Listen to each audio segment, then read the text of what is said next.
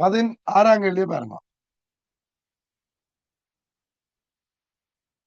என்னவா? காட்டப்பட்ட உருவில் அம்புக்குறியால் இடப்பட்ட திசையில் குழாயின் ஊடாக நீர் பாய்கிறது. குழாயின் 4 எண்களால் குறிக்கப்பட்ட பகுதிகளில் இது 1 2 3 4 என்று 4 எண்களால் குறிக்கப்பட்ட பகுதிகளில் முதலாவது குழாயின் நீரின் கன அளவு பாய்ச்சல் வீதம் ஆரெனின் R17 R27 R3 R4. இப்ப ஒளியும் ஃப்ளோ ரேட்டை கேட்கிறார். ஒரு குழாய் குறுக்குவெட்டு பரப்பு மாறுது. இதுல கூடி திருப்பி இதுல அதே குறுக்குவெட்டு பரப்பு வந்து செக்ஷன் ஏரியா சேம் இதுல வந்து திருப்பி இங்க கூடுது.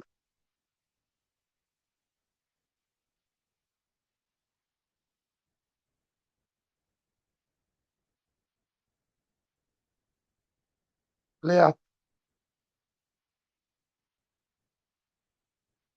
இப்ப கனளவு பாய்ச்சல் வீதம் ஆரெண்டா. இப்ப உங்களுக்கு தெரியும் ஒளியும் ஃப்ளோ ரேட். இது நெருக்கல் தகவற்ற திரவமா இருந்தா, இன்கம்ப்ரெசிபிள் ஃப்ளூயிடா இருந்தா இதுல போறது அவ்வளவு இதுல போகணும், அதே அளவு இதுல போகணும், கண்டினியூஸா இருக்கணும். இப்ப R1 is equal to R2 is equal to R3 that is equal to R4. அது கரெக்ட்.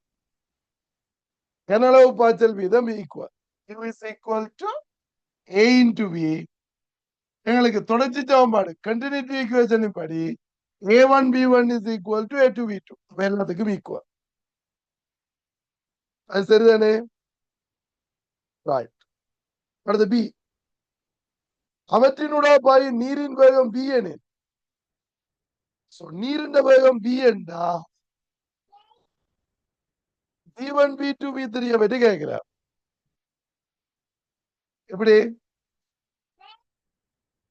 இப்ப V1 V2 V3 ல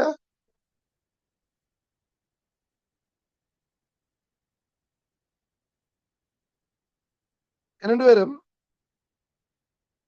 இந்த V2வும் V3யும் ஈக்குவல் அல்ல. இந்த 2லையும் 3லையும் கிராஸ் செக்ஷன் ஈக்குவலா இல்ல இருக்குது. ஒரே குறுக்குவெட்டு பரப்புல மாறுது. இப்ப V1 விட V1 தான் கூட, அங்கேயே அது பிழைச்சிருது. ஏன் கிராஸ் செக்ஷன் ஏரியா குறைஞ்ச இடத்துல அந்த ஸ்பீட் கூடவே இருக்கும். V1 கூட, அடுத்தது V2வும் V3யும் ஈக்குவல். V4 ஆக குறையும். அப்படித்தானே வரோடும்.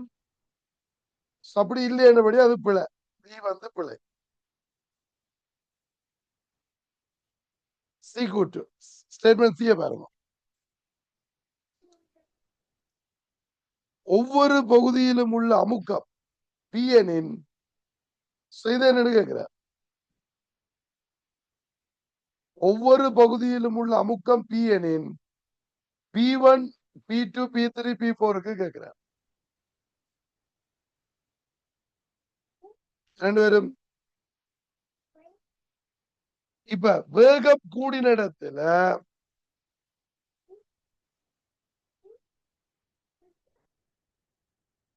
வேகம் கூடின இடத்துல என்ன நடக்கும்?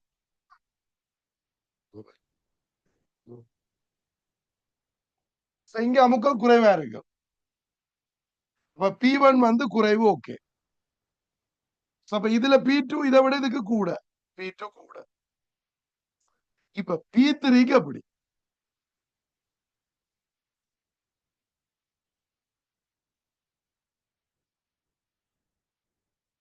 P3க்கு என்ன நடக்கும்? இப்ப வெலோசிட்டி ஈக்குவல். ஆனா இப்ப இதுல ஆக்சுவலா சொல்ல முடியாது. என்ன சிக்கல்னா இந்த குழாய் எப்படி இருக்குன்னு தெரியல. இப்ப இருக்கிறது படி இது மேலையும் இது கீழையும் எடுக்கலாம். இது மேலையும் இதுல கீழையும் வரைக்குள்ள என்ன நடக்கும்? இங்க இயக்க சக்தி மாற இல்ல. பொட்டன்ஷியல் எனர்ஜி வச்சுதான் சொல்லணும். இதுல இருந்து இதுக்கு வரைக்க சோ இங்க கைனடிக் எனர்ஜில சேஞ்சஸ் இல்ல. So P1 plus half rho V squared plus rho GH இந்த இடத்துல இது P2. சோ இங்க வரைக்கும் என்ன நடக்கும்னு சொன்னா so P3 plus half rho V squared அதே தான் சேம். rho GH வந்து குறைஞ்சிடும். இது H1 H2. அப்ப இதுக்கு rho GH குறையுதல்லோ, இது குறைகிறபடியா இது அமுக்கம் கூடவா இருக்கும், பிரஷர் வந்து கூடவா இருக்கு. ஓகே, அதுல எந்த பிரஷர்னு அவர் சொல்லல, நார்மல் பிரஷரை தான் எடுக்கணும். இப்ப இந்த P2 விட P3 கூட, ஏ இங்க இது கூட, இது கூடினா இது குறைஞ்சிடும். ஓகே தானே? அப்ப P2 விட P3 கூட, இதை விட இதோட பிரஷர் கூட. ஓகே, அப்ப சி வந்து கரெக்ட். ஆனா எப்ப இது கரெக்ட், இது வெர்டிகல் பிளேன்ல இருக்குன்னு அந்த நார்மலா நாங்கள் சொல்லல என்னபடி எப்படி எடுப்போம், வெர்டிகல் பிளேன் என்று எடுத்துக்கொள்வோம். ஒரே பிளேன் ஹொரிசாண்டல் பிளேன்ல இருந்தாலும் கிடைத்தளத்துல இருந்தாலும் இப்படிதான் கீறணும். ஆனா அதுக்கு சொல்லணும் அது கிடைத்தளத்துல இருக்கு. ஓகே, விளங்குதல்லோ. இதுல இப்ப என்ன சிக்கல்னா, ஏ ஸ்டேட்மெண்ட் கரெக்டான்னு சொல்றதுக்கு இந்த இன்கம்ப்ரெசிபிள் ஃப்ளூயிட்னு தரையில, அதாவது நெருக்கல் தகவற்ற திரவம் தரையில. நெருக்கல் தகவற்ற திரவமா இருந்தால் மட்டும்தான் இது அப்ளிகபிள். இது ஏ சரி. இப்ப என்ன, சி மட்டும் என்ற ஒரு ஆன்சர் இல்லையல்லோ. அப்ப இருக்கிறதுக்குள்ள பொருத்தமானது எது, இருக்கிறதுக்குள்ள பொருத்தமானது எது, ஏயும் சியும். இந்த அடிப்படையில ஏயும் சியும் சரி. ஓகே, சி மட்டும் சரி என்றத நீங்க வரும், நெருக்கல் தகவன்றது தரையில, அதோட சியும் பிளேன் வரும், இது எந்த பிளேன் என்று தரையில. ஆனா ஓரளவுக்கு வெர்டிகல் பிளேன் என்று எடுத்து சி மட்டும் சரி கொடுக்கலாம். அப்படி ஒரு ஆன்சர் இல்லை என்றபடியா இருக்கிறதுக்குள்ள பொருத்தமானது என்று சொல்லி ஏயையும் சியையும் கொடுக்கிறோம். ஓகே தானே? இப்படித்தான் ஏசி கொடுக்கணும். சரி, 17ஆம் கேள்வி பாருங்க.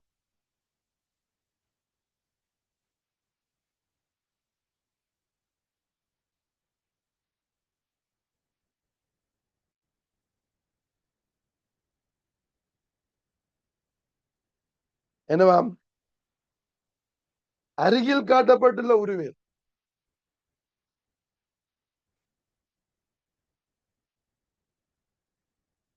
அருகில் காட்டப்பட்டுள்ள உருவில் மாறா கோணவேகம் ஒமேகாவுடன்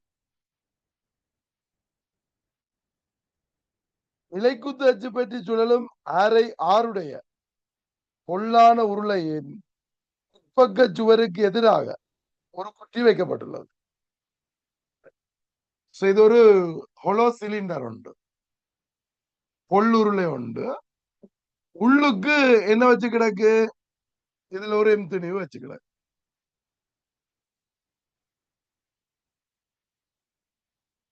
இந்த ரேடியஸ் வந்து ஆர்.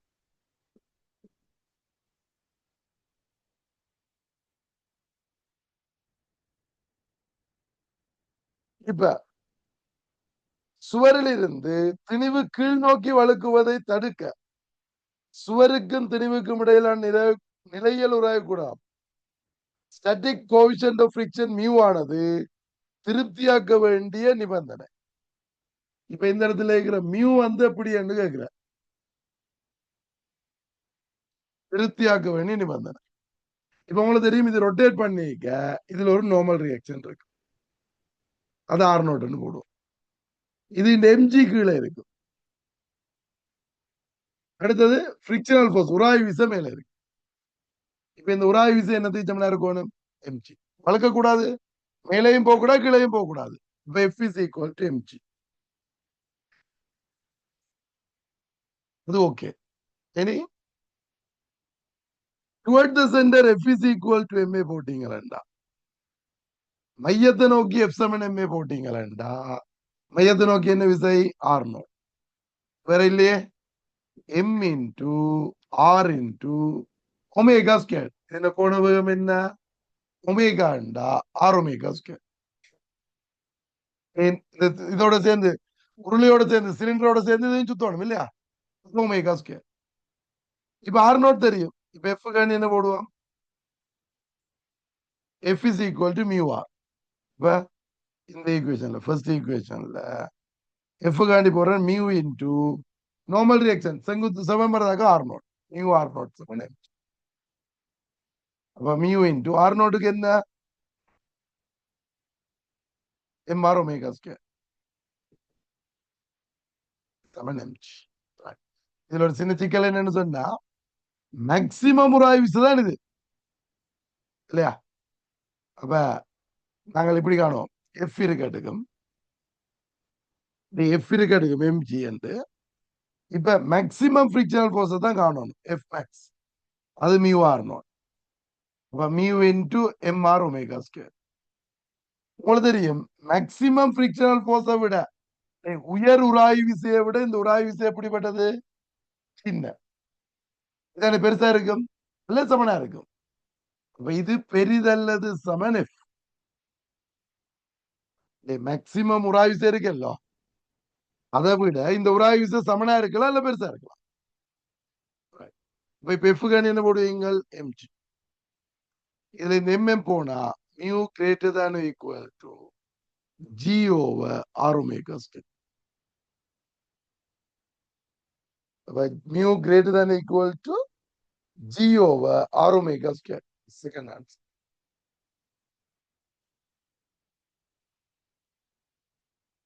போட்டது விளங்குதா?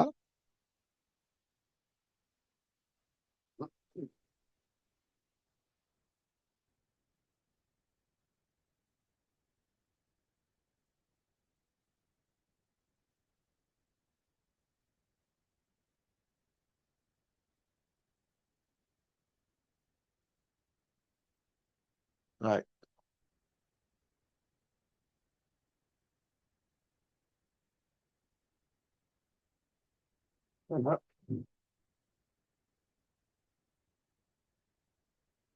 மையத்தை நோக்கி F is equal to MA போட்டு towards the centre F is equal to MA போட்டு ஆர்னோட காண்றேன். பிறகு மேக்சிமம் உராய்வு விசையை காண்றேன். சோ இந்த மேக்சிமம் உராய்வு விசைக்கு சமனா இருக்கணும் அல்ல இது சின்னனா இருக்கணும். அப்ப greater than maximum frictional force greater than equal to F. உயர் உராய்வு விசையை விட உராய்வு விசை சின்னனா தானே இருக்கும் இல்ல சமனா இருக்கும். அப்ப எஃப் வந்து எம்ஜி போட்டீங்க. Right.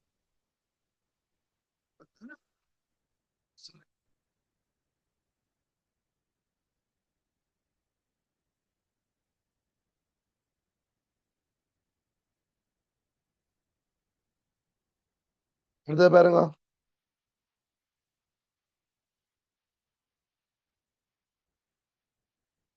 பதினெட்டாங்க பாருங்க.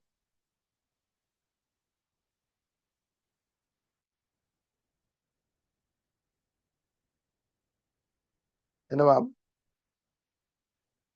மாறா வெப்பநிலையில் ஒரு லட்சிய வாயுவின் அமுக்கம் பி இருக்கும் அடர்த்தி ரோவுக்கும் இடையிலான தொடர்பை தரும் சரியான வரைவு.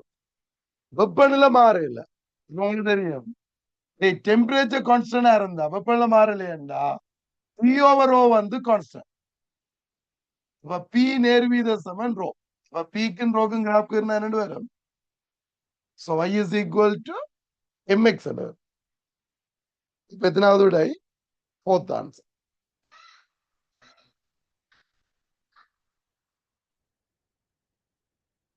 இல்லையா?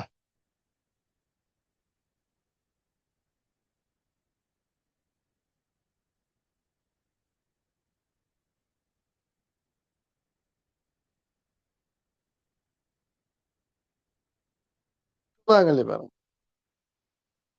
என்னவாம்? தூய பனிக்கட்டியினதும் தூய நீரினதும் தூய பனிக்கட்டியினதும் நீரினதும் தன்வெப்ப கொள்ளளவு முறையே.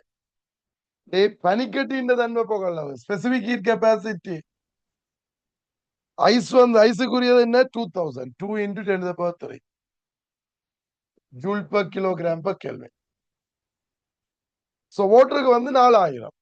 SW 4 into 10 to the power 3 joule per kilogram per Kelvin.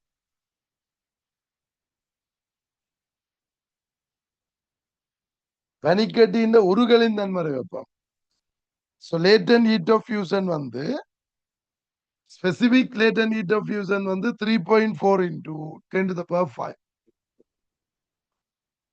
இதெல்லாம் டேட்டாவா தந்திருக்கேன்.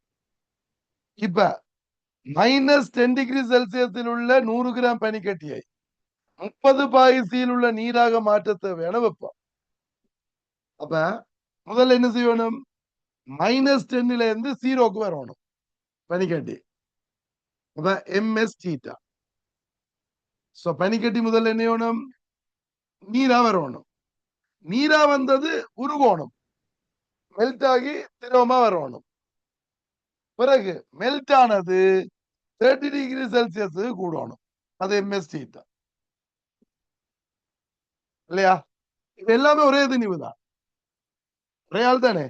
எவ்வளவு? 100 கிராம். 100 கிராம் என்றா 0.1. இது 2000. 2 into 10 to the power 3. Change in temperature -10ல இருந்து 0க்கு வருது. அப்ப வெப்பநிலை மாற்றம் 10. சாக ml m வந்து 0.1, L வந்து 3.4 into 10 to the power 5 plus இது 0.1 plus 4 into 10 to the power 3. Change in temperature வெப்பநிலை மாற்றம் என்ன? சைபர்ல உருகினது சைபர்ல இருக்கும். சைபர்ல இருந்து 30 கூடுது. என்ன வரும்? இது போயிடும். 10 தர 13.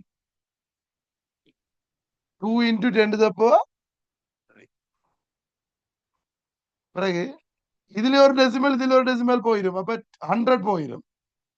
3.4 into 10 to the power 3. இங்க ஒரு டெசிமல், இங்க ஒரு டெசிமல் போயிடும். ரெண்டு போயிட்டா 13 மிச்சம். இதுல ஒரு சைபர் இதுக்கு போயிடும். நாம் உண்டு 12. 12 தர 13 கூட்டினா எவ்வளவு? 12 14. 14 plus 3.4 17.4 into 10 to the power 3 joule. என்ன இருக்கு ஆன்சர்?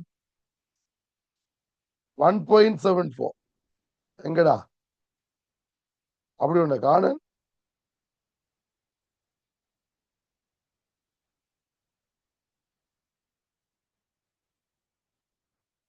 இது 3.4. இல்ல இது 4 தானே. நான் கூட்டபிளையோ? இது 34. ஓகே ஓகே ஓகே, இது 34. டெசிமல விட்டாச்சு. 34 அப்ப எவ்வளவு? 34 into 12 46. 48 என்ன? அப்ப 4.8 into 10 to the power 4. First answer.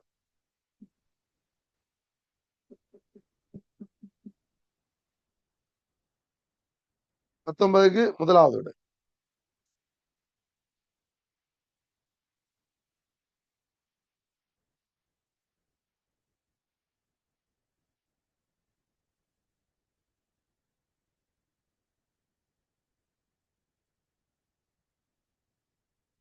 விளங்குது இல்ல?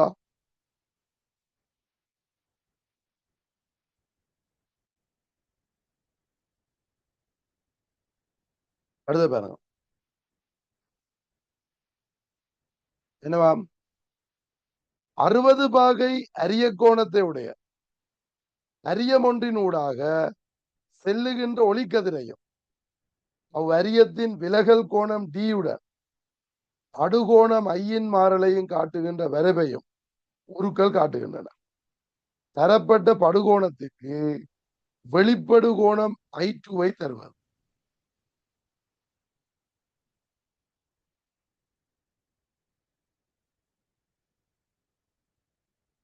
இதுல 30 படுகோணம் 30 வந்திருக்க. I2 அரிய கோணம் ஆங்குலோ பிரிசம் வந்து 60. ஓகே, இப்ப அதுல பாருங்க விலகல் கோணம் என்ன வந்திருக்கார்? 50. கிராஃப்ல வந்திருக்கார் விலகல் கோணம் 50 என்ன படுகோணம் 30. அப்ப எங்களுக்கு தான் தெரியுமே V is equal to I1 plus I2 minus A. 50 is equal I1 30 plus I2 minus 60. So இது minus 60, minus 30. I2 minus 30. அதை இங்க கொண்டு வாங்க. I2 சமன் 1800. இப்ப வெளிப்படுவணும் என்ன? 80 பாகை 5வது விடை.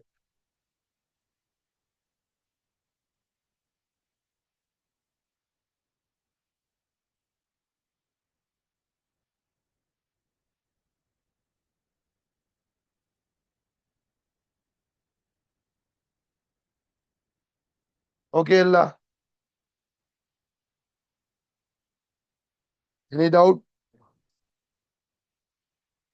No doubt.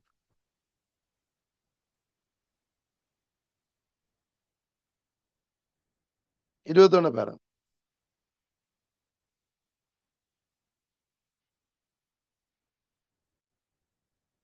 என்னவா? ஊசல் கடிகாரம் ஒன்று. அலைவு காலம் 25 பாய்சியல் 2 செகண்ட் ஆகும்.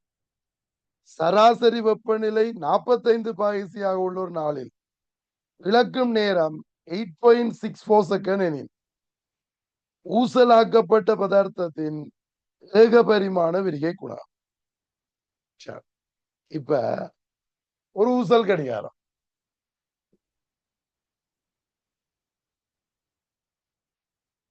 ஓகே, இப்ப ஒரு பெண்டுலம் உள்ள பெண்டுலம் கிளாக் இருக்குதானே? இதுல இது இந்த 25 பாயத்தில் அலைவு காலம் டைம் பீரியட் வந்து 2 செகண்ட் ஆகும். இப்ப 25 இல்ல 45 இழக்கிற நேரம் 8.64. ஒரு நாள்ல இழக்கிற நேரம். இப்ப என்ன கேள்வி?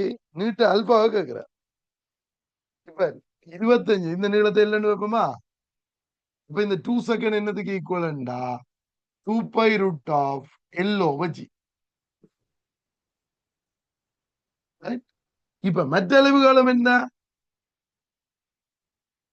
இப்ப 45க்கு 45 பாய்க்கு போய்க்குள்ள அளவு காலம் ஒன்று இருக்குமல்ல. அது ஏதோ இருக்கட்டும். T1 வச்சா அது வந்து என்னதுக்கு ஈக்குவலண்டா 2 பை ரூட் ஆஃப். இப்ப நீளம் L1 கூடி இருக்கும். ஒன்னு பேச்சு விட்டீங்கன்னா என்ன வரும்? T1 by 2 is equal to என்ன? T1 by 2 is equal to இதே தால பிச்சா 2 பை போயிரும், GG போயிரும், ரூட் ஆஃப் L1 ஓவர். இதை இதால டிவைட் பண்ணும். அப்ப T1 is equal to 2 அங்க போனா ரூட்டுக்குள்ள L1 என்றது என்ன? எல்லா இருந்தது L1 வருது. 25 45 L1. அப்ப என்ன நடக்கும்? L into 1 plus alpha theta. Theta எவ்வளவு? 20. வெப்பநிலை மாற்றம் 20 ஓவர். இப்ப இந்த எல்லுமெல்ல போயிடும். இருக்கட்டும் 2 into 1 plus 20 alpha to the power half. root and half. இந்த half இதோட பெருக்கி விட்டீங்கன்னா இது சின்னதானே 20 alphaன்றது. இந்த half இதோட பெருக்கி விட்டீங்கன்னா என்ன வரும்? 2 into 1 plus 10 alpha. இது இப்ப அளவு காலம். பெருக்குங்க.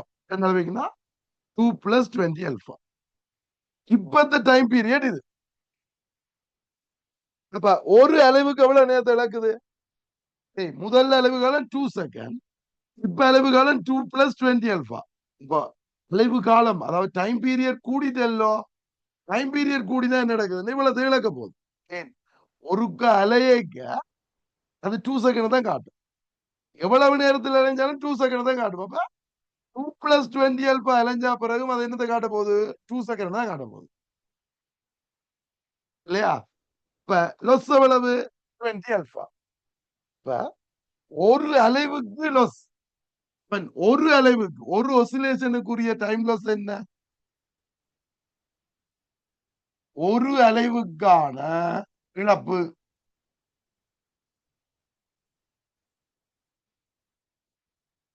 எவ்வளவு 20 அல்பா. அது விளங்குதா? ஒரு அலைவு இவ்வளவு நேரம் அலைஞ்சா பிறகு 2 செகண்ட் காட்ட போகுது. அப்ப இப்ப அளவு காலம் 2 பிளஸ் 20 அல்பான்னாலும் அலைஞ்சு முடியக்கு அது 2 தான் காட்டும். இப்ப இவ்வளவு அலைவுக்கு 2 காட்டுதுன்னா இந்த 20 அல்பாவும் இழப்பு. இப்ப ஒரு அலைவுக்கான இழப்பு 20 அல்பாண்டா ஒரு நாளுக்கான இழப்பு எவ்வளவு?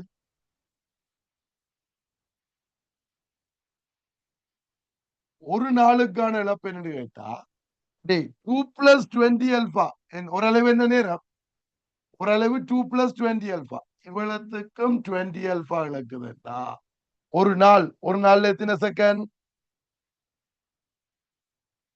எவ்வளவு? 86,400. இந்த தந்திருக்கா? 86,400. ஒரு நாள்ல இவ்வளவு இலக்கு, இவ்வளவு செகண்ட். இந்த ஒரு நாள்ல இழந்ததுதான் எவ்வளவு இழந்துட்டார்? 8.64 சமன் 20 அல்பா ஓவர். இது அண்ணளவா என்னன்னு போடலாம்? 20 அல்பான்றது சின்ன பெருமானம். 2 ஓட கம்பேர் பண்ணி அப்ப அது 2 போட்டுக்கலாம். இன்டூ 86,400. இந்த 2 ஆல விட்டா 10. இப்ப சொல்லுங்க, அடுத்த இங்கில கொண்டு வருவோமா? Alpha is equal to 8.64 over. இது என்னன்னு எழுதலாம்? 8.64 இன்டூ இது 10 to the power 4. இதுல வந்து 10 to the power 5. இது போயிடுமே 1 into 10 to the power minus 5. Minus alpha 1 into 10 to the power minus 5 Kelvin minus 1. Second answer.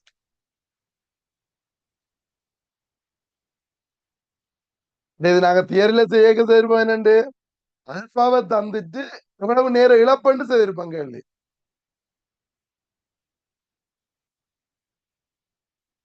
இல்லையா?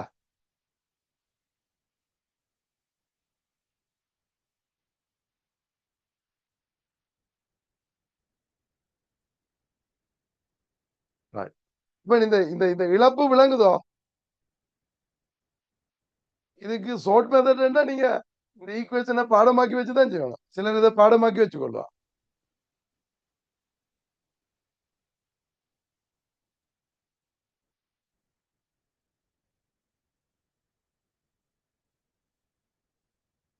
ரைட்.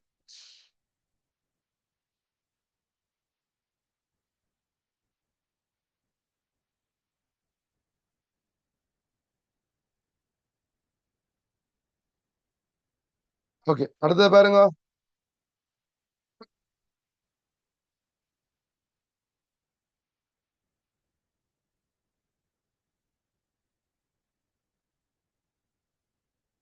டுவெண்ட்டி டூவை பாருங்க. என்னவாம்? இருசியமானி ஸ்பெக்ட்ரோமீட்டரை பயன்படுத்தி வாசிப்பு எடுக்க முன்னர் அதனை செப்பம் செய்தல் வேண்டும். பின்வருவனவற்றில் சரியான கூற்று. இப்ப பயன்படுத்துறதுக்கு முதல் அதை என்ன செய்யணும்? அட்ஜஸ்ட் பண்ணணும், செப்பம் செய்ய வேண்டும். இப்ப பார்வை துண்டை செப்பம் செய்யும் போது குறுக்கு கம்பி தெளிவாக தெரிகின்ற எல்லா சந்தர்ப்பங்களிலும் குறுக்கு கம்பியின் இறுதி பிம்பம் முடிவிலியில் தோன்றுகின்றது.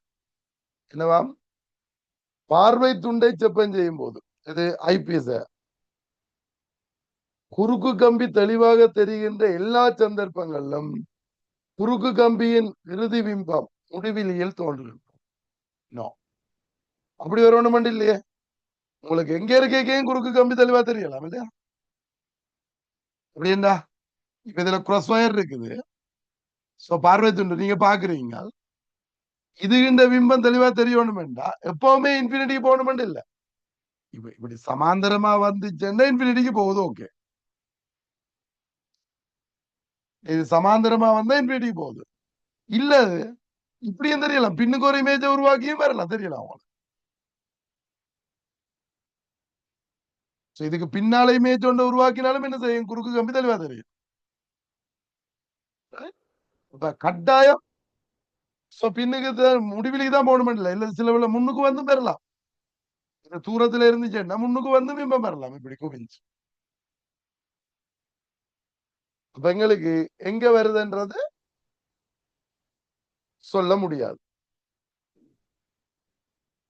இல்லையா? கட்டாய முடிவிலிக்கு வரணும் என்று இல்ல. ஆனா நீங்கள் எங்க வச்சாலும் முடிவில் இப்ப சமாந்தரமா வருதுன்னா என்ன, நீங்க கண்ணை எங்க கொண்டு போனாலும் குறுக்கு கம்பி தெரியுதுன்னா ஓகே, முடிவிலியில பிம்பம் வருது. இப்ப நீங்க கண்ணை இதுல வச்சாலும் தெரியுது, இங்க வச்சாலும் தெரியுது, இங்க வச்சாலும் தெரியுதுன்றா இப்ப என்ன சொல்லலாம், முடிவிலியில இருக்குன்னு சொல்லலாம். ஆனா சும்மா ஒரு இடத்துல குறுக்கு கம்பி தெரியுதை வச்சுக்கொண்டு உங்களுக்கு என்ன செய்யலாது, இது இன்ஃபினிட் இமேஜ் வருது, எஃப் இருக்குன்னு சொல்லலாம். எங்க இருந்தாலும் தெரியுமே. என்ன ஒரு வில்லை ஒரு லென்ஸ் இருக்குது, ஒரு லென்ஸுக்கு முன்னால எங்க இருந்தாலும் பிம்பம் தெரியும் தானே. அப்ப இன்ஃபினிட்டி முடிவிலிக்கு போகணும் என்று கட்டாயம் இல்லை. அப்ப அந்த ஸ்டேட்மெண்ட் பிழை. இது நான் கழிச்சது விளங்குதாடா உங்களுக்கு? நீங்க இதை விடுங்க, இப்படி யோசிங்க. ஒரு லென்ஸ் இருக்குது, உங்களுக்கு இதுல ஒரு பொருள் இருக்குது, இது இந்த பிம்பம், இது இந்த பிம்பம் மாய பிம்பமா உருவாகியும் தெரியலாம் தானே உங்களுக்கு.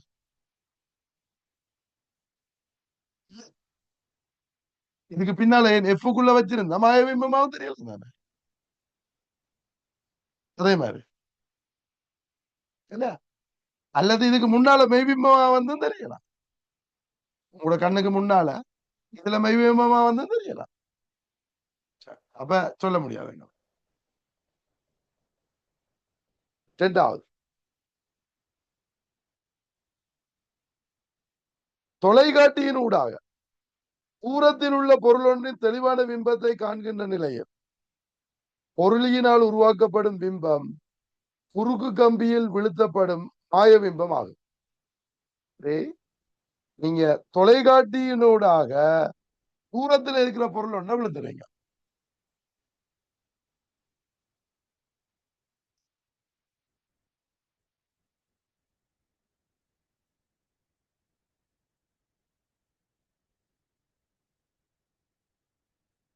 தூரத்துல இருந்து வர்ற சமாந்தர கதிர், சமாந்தர கதிர் இந்த இடத்துல குவிஞ்சு பிம்பம் வருதுன்னா இந்த பிம்பம் என்ன பிம்பம்? மெய் பிம்பம், ரியல் இமேஜ் இல்லையா? ஏண்டா தொலைவில இருந்து வர்ற கதிர் பொருள் இங்க இருக்கு, அடுத்த பக்கத்துல பிம்பம் இமேஜ் வருது, ஒப்ஜெக்ட் இங்கால இருக்குது, இமேஜ் இந்த சைடுக்கு வருது. அப்ப இது என்ன பிம்பம்? மெய் பிம்பம், ரியல் இமேஜ். அப்ப அவர் மாய பிம்பம் என்று சொன்னார் என்ன பிள்ளைதானே, வெர்ச்சுவல் இமேஜ் என்று சொன்னா பிள்ளைதானே என்ன. அப்ப செகண்ட் ஸ்டேட்மெண்ட் இருக்கும். தேர்ட் ஒன், நேர்வரிசையாக்கியை செப்பம் செய்வதற்கு தொலைக்காட்டி அவசியம் இல்லை. நோ, கட்டாயம் தேவை. நேர்வரிசையாக்கி கொலிமேட்டரை நீங்க அட்ஜஸ்ட் பண்ணணும்டா, சில என்ன கொலிமேட்டருக்கு நேர நேர்வரிசையாக்கிக்கு நேர தொலைக்காட்டிய கொண்டு வந்துதான் அட்ஜஸ்ட் பண்ணு. இந்த தொலைக்காட்டிக்குள்ளால பார்த்து இந்த டெலஸ்கோப்புக்குள்ளால பார்த்து தான் என்ன செய்யணும், இதை அட்ஜஸ்ட் பண்ணணும். இப்ப கட்டாயம் தொலைக்காட்டி தேவை, தொலைக்காட்டி இல்லாம அதை அட்ஜஸ்ட் பண்ண இயலாது. ஓகே, அப்ப அதையும் பிள்ளைதானே. ஃபோர்த் ஒன், அரியமேசியை செப்பம் செய்வதற்கு ஒரு நிற ஒளி அவசியமாகும். இல்ல, ஒரு நிற ஒளி அவசியம் இல்லை. நீங்கள் வெள்ளொலியை பயன்படுத்தலாம். ஓகே, அங்க நீங்க ரிஃப்ளெக்ஷன் தான் பார்க்க போறீங்க. எப்படி அரியமேசையில் அரியத்தை வச்சுட்டு இதுல வர்ற தெறிப்பை தான் பார்க்க போறோம். தெறிப்படையைக்குள்ள நிலப்பிரிக்க வராது. அதனால இங்க ஒரு நிற ஒளி கட்டாயம் இல்லை. ஒரு நிற ஒளி இருந்தாலும் பரவாயில்லை, கட்டாயம் இல்லை. அவர் அவசியமாகும் என்று சொன்னபடியா பிள்ளை. இப்ப நாலும் பிள்ளையாண்டா எது விடை? அஞ்சாவது தானே விடை. நாலும் கட்டாயம் பிள்ளைன்னு தெரியுது இல்லோ, அஞ்சாவது விடை. எப்படி அரியமேசையின் செப்பஞ்செய்கையின் போது அதற்கு அவசியமான மூன்று திருகுகளில் இரண்டு மட்டுமே பிரதான செப்பஞ்செய்கைக்கு உட்படுகின்றது. எஸ், நீங்கள் இந்த அரியமேதியை அட்ஜஸ்ட் பண்ணீங்க, ரெண்டு திரையதான் ஒன்று சென்றா வச்சுக்கொண்டு இதையும் இதையும், அல்ல இதை சென்றா வச்சா இதையும் இதையும், ரெண்டு திரையதான் அட்ஜஸ்ட் பண்ணுவீங்க மெயினா. அது சரி. அப்ப இதை விட ஃபிஃப்த் ஆன்சர். இது விளங்குதோ?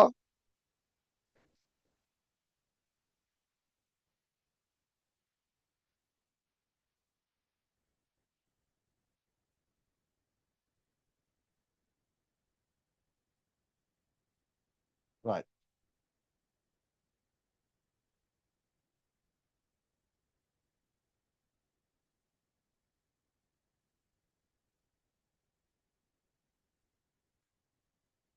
செகண்ட் ஒன்ன சொல்லட்டாமா மேனவன் தொலைக்காட்டியினோடு தூரத்தில் உள்ள பொருளொன்றின் பிம்பத்தை காண்கின்ற நிலையில் பொருளியினால் உண்டாகும் பிம்பம் குறுக்கு கம்பியில் விழுத்தப்படும் மாய பிம்பம். மாய பிம்பம் என்றதான் பிள்ளை. என் தொலைவில இருந்து வர்றது சமாந்தர கதிர் வருது. ஒரு சைட்ல வந்து மற்ற சைட்ல பிம்பம் வருதுண்டா கட்டாயம் அது என்ன பிம்பம்? மெய் பிம்பம். ஓகே.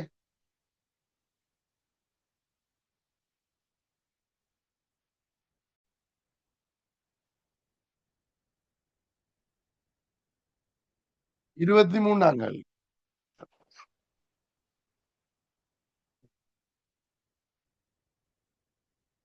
படத்தில் காட்டப்பட்டுள்ளது ஹரிசனின் இரும்பு நெய்யரி ஊசலுக்காக பயன்படுத்தப்படும் சட்டங்களாகும். எனக்கு தெரியாது என்னண்டு. இது இரும்பு மற்றும் பித்தளை சட்டங்களால் ஆக்கப்பட்டுள்ளது. இரும்பு சட்டங்கள் பியினாலும் பித்தளை சட்டங்கள் ஏயினாலும் படத்தில் காட்டப்பட்டுள்ளது. இதன் தத்துவம் எந்த வெப்ப விரிவினாலும் இதன் நீளம் எல் மாறிலியாக இருக்கக்கூடியதாக வடிவமைக்கப்பட்டுள்ளது. சரி. எந்த வெப்பநிலைக்கு நிலம் மாறாதாமா.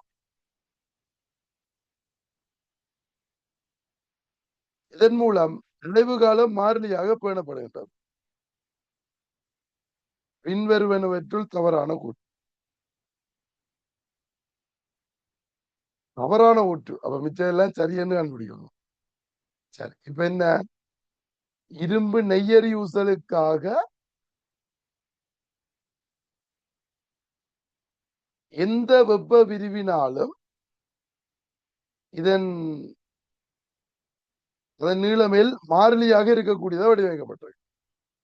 டோட்டல் லென்த் வந்து மாறிலியா இருக்குது.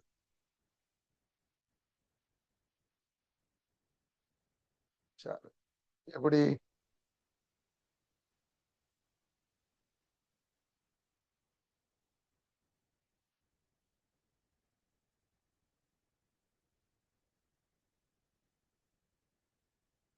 சரி, பாவம் பியும் ஏயும் என்ன செய்யுது? அதுக்கேற்ற மாதிரி விரிஞ்சு கொடுக்கணும்.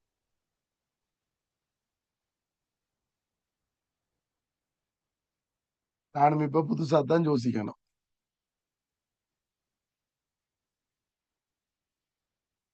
இப்ப இதுல பி இருக்குது, இதுல ஏ இருக்குது. இது ரெண்டையும் பிக்ஸ் பண்ணி இங்க மூண்டையும் பிக்ஸ் பண்ணிருக்காரு இல்லையா?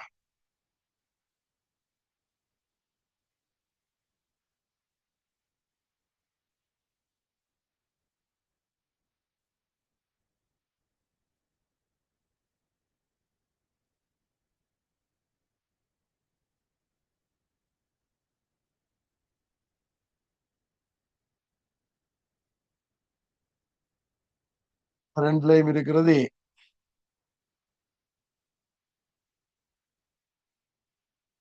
மற்றது பி.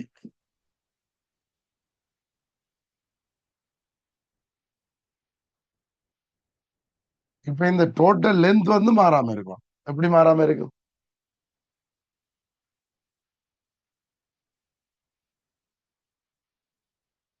இப்ப இது எக்ஸ்பேண்ட் ஆகுது, இது எக்ஸ்பேண்ட் ஆகி இது மேல போவ.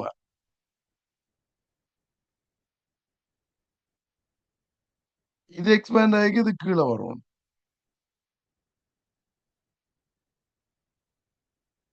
அந்த இடையில இருக்கிற ஏ என்ன செய்யும்? இடையில இருக்கிற ஏக்கு என்ன நடக்கணும்? ஏன்னா இது கூவை விரியும் எல்லாம். இது விரியேக்கு இந்த கோல் என்ன செய்யணும்? மேல போகணும். இது விரியேக்கு இந்த கோல் கீழே வரணும். அப்ப இது இண்டையும் இது இண்டையும் விரிவு அந்த ஏண்ட விரிவுக்கு ஈக்குவலா இருக்கும். இப்படிதானே வரும். ஏன்னா இது மேல போகுது, இது கீழே வருது. ரெண்டு எக்ஸ்பேன்ஷனும் சேர்ந்து இந்த ஏக்கின்ற எக்ஸ்பேன்ஷனுக்கு ஈக்குவலா இருக்கும். சரி, பாப்போம் இப்ப என்ன கதைக்க போறாருன்னு பாப்போம். முதலாவது கூட்ட பாருங்க. என்ன கணக்க சரி, அதுல ஒன்றுதான் பிழை, எதன்று கண்டுபிடிக்கணும். இது சாத்தியமாவதற்கு இரும்பின் நீள விரிவு பித்தளையின் பித்தளையினதும் சிறிதாக இருத்தல் வேண்டும்.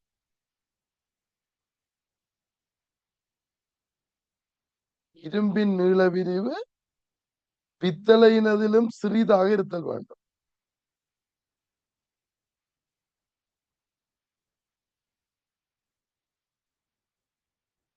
அப்படியோ?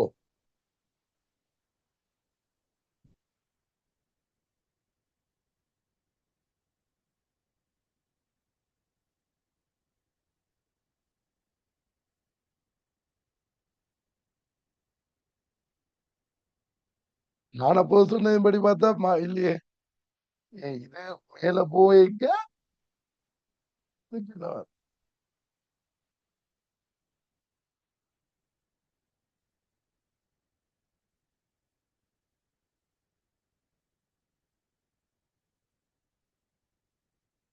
20 சட்டம் தான்.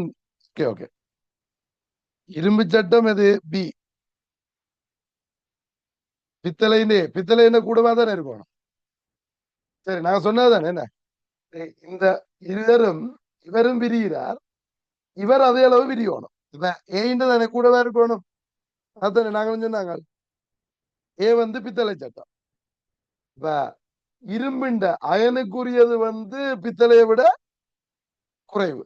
இவர் என்ன சொல்லிக்கார்? இரும்பின் நீள விரிவு பித்தளையிலும் சிறியதாக இருத்தல் வேண்டும். இரும்புண்ட சின்னனா இருக்கும், தீயிண்ட சின்னனா இருக்கும். அது சரியே. அப்பதானே இது இண்டையும் இது இண்டையும் சேர்ந்து விரியப்படும். இவே இந்த விரிவு தமிழா இருக்கு. Second part.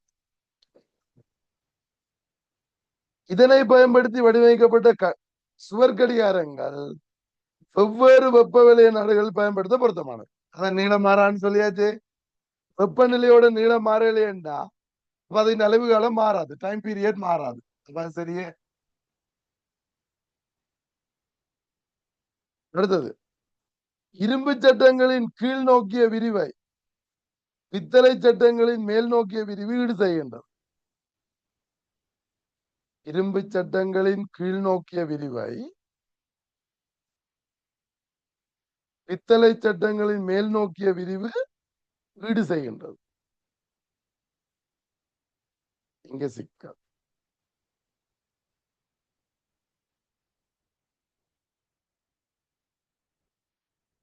இரும்பு சட்டம் கீழ் நோக்கிய விரியுது,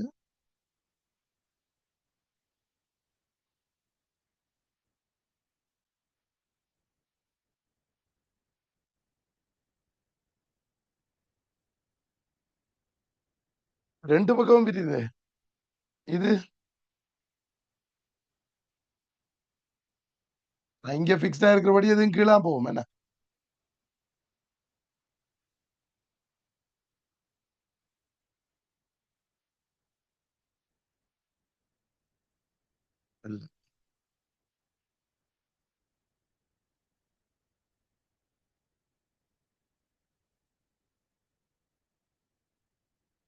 இல்லைன்றது இந்த டோட்டல்.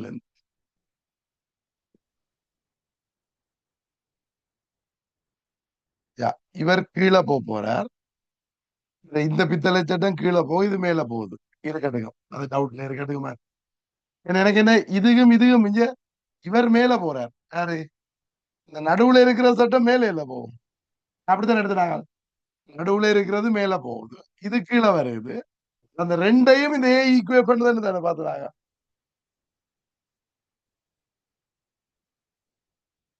என்ன, அவர் ஒன்று பாப்போம். பிள்ளை ஒன்றை கண்டுபிடிச்சா சரிதானே. நாலாவது ஸ்டேட்மெண்ட் பாருங்க. இரும்பு சட்டத்தின் நீளங்கள் பித்தளை சட்டத்தின் நீளத்திலும் பெரிதாக இருப்பதால் வெப்பநிலை குறையும் போது பித்தளை சட்டத்தில் ஏற்படும் வெப்ப சுருங்கல் இரும்பில் உள்ள பழுத சுருங்களிலும் கூடுதலாக காணப்படும். இப்படி இல்லை, ரெண்டும் ஈக்குவலா தானே இருக்கும். வெப்பநிலை கூடினாலும் மாறக்கூடாது, குறைஞ்சாலும் மாறக்கூடாது. இப்ப சுருங்கலும் ஈக்குவலா இருக்கணும், விரிவும் அதாவது கம்ப்ரஸ் ஆனாலும் அதுவும் ஈக்குவலா இருக்கணும், எக்ஸ்பேண்ட் ஆனாலும் அதுவும் ஈக்குவலா இருக்கணும். அவர் நீளம் கூட சுருங்கினது குறைவுன்னு சொன்னா பிள்ளைதானே. வெப்பநிலை குறைஞ்சாலும் மாறக்கூடாது, கூடினாலும் மாறக்கூடாது, இப்படிதானே. அப்ப ரெண்டுக்கும் ஒரே மாதிரி தான் வரும், அது பிழை. அப்பதானே விடை. மேல சொன்ன ஸ்டேட்மெண்ட் என்ன? வெப்பநிலை மாறிக்க மாறாது. அப்ப வெப்பநிலை கூடினா என்ன, குறைஞ்சா என்ன? கூடினா ரெண்டும் எக்ஸ்பேண்ட் ஆகும், அதை இந்த இது சமப்படுத்தும். பி இந்த எக்ஸ்பேன்ஷனை ஏ சமப்படுத்தும். சுருங்கிக்கிற பி இந்த சுருங்களை ஏ சமப்படுத்தும் இல்லையா? குறை வேண்டாப்புல தானே. அஞ்சாவது, எந்த வெப்பநிலை மாற்றத்திற்கும் இரும்பிலும் பித்தளையிலும் உள்ள நீள மாற்றங்கள் சமனாக இருக்கக்கூடியதாக அவற்றின் ஆரம்ப நீளங்களின் பிரிவு விகிதம் தெரிவு செய்யப்படுகின்றது. நீள மாற்றம் சமனா இருக்கக்கூடிய மாதிரி தெரிவு செய்யப்படுறது, அது உண்மைதானே.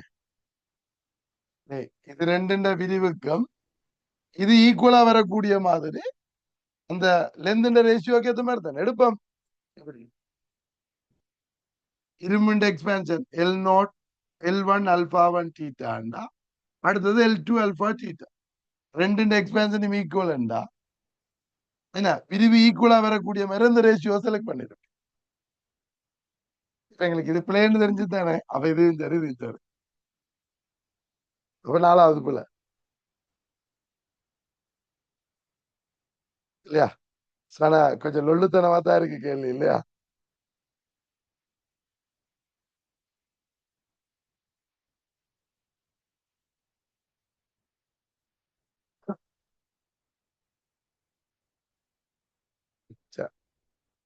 என்ன ரெண்டுலயும் மாற்றம் இருக்கக்கூடாது. அப்ப ரெண்டும் ஒரே அளவு விரியோணுமெண்டா மாற்றம் இருக்கக்கூடாது. எங்களுக்கு இது பிள்ளைன்னு தெரிஞ்சபடியா அது ஆன்சர். மற்றதுகளை கூட எனக்கிட வேண்டாமே. சரி,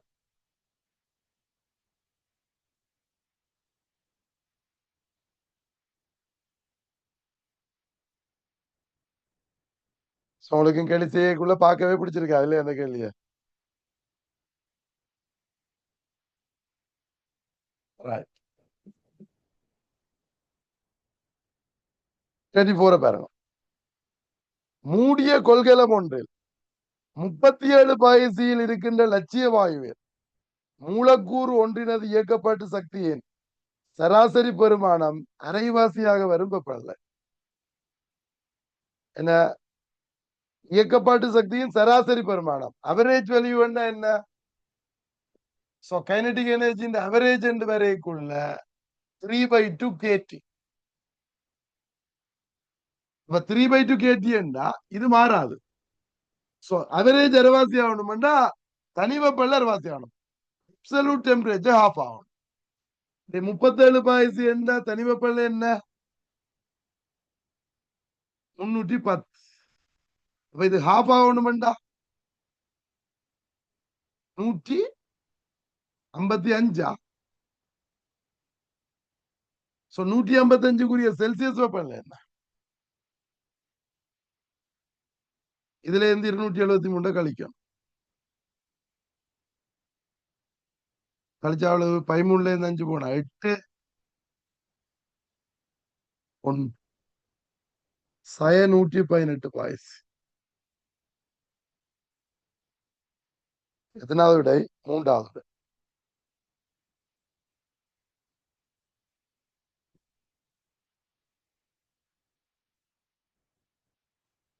சரி,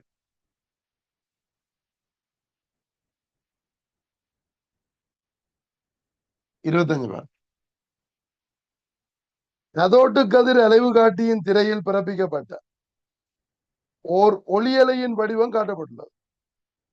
அதன் நேர அச்சு 0.5 மில்லி செகண்ட் பெர் சென்டிமீட்டர் ஆகவும் தூர அச்சு 5 மில்லிமீட்டர் பெர் சென்டிமீட்டர் ஆகவும் செப்பரேட் செய்யப்பட்டுள்ளது எனின் அலையின் அதிர்வெண்ணும் வீச்சமும் முறையும். இப்ப நேர அச்சு இப்படிதான் நேர் அச்சு இருக்குது.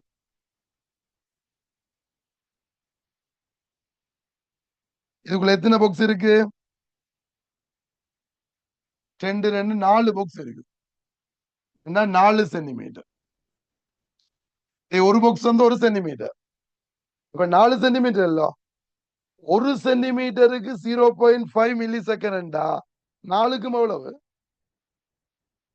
அதுதான் தலைவு காலம். 4க்குரியது 0.5 into 4, 2 மில்லி செகண்ட். அலைவு காலம் 2 மில்லி செகண்ட். ஃப்ரீக்வன்சி என்ன? 1/2 into 10⁻³ 1000/2, 500 ஹெர்ட்ஸ்.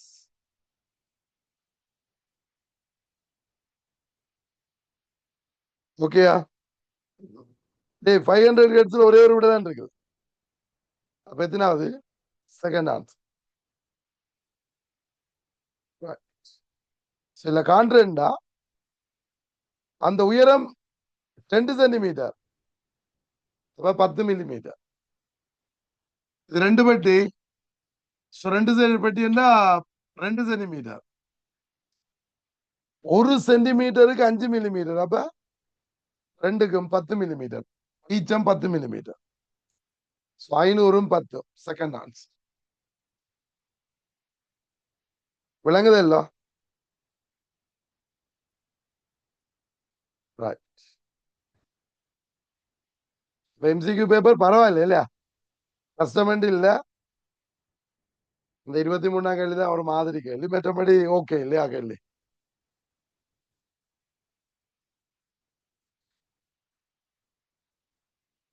சரி, ஓகேடா.